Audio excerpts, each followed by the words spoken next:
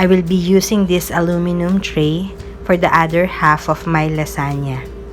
To cover, we will be needing cling wrap and aluminum foil. This lasagna was not baked because it was meant to be frozen.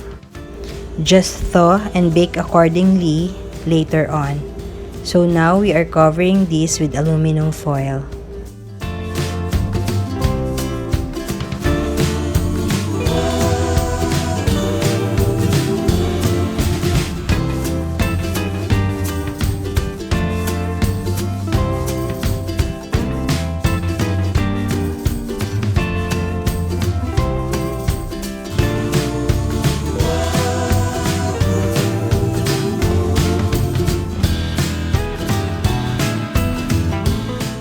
Then we cling wrap twice.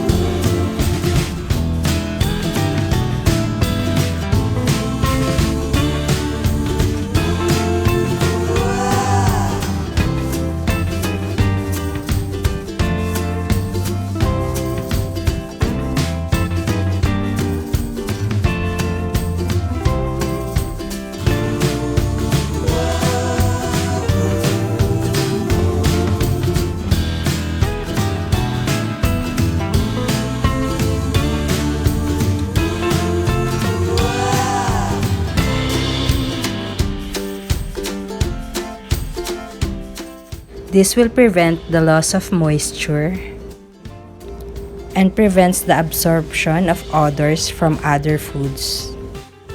Freeze properly and consume within 2 weeks. Thank you for watching. Like and subscribe.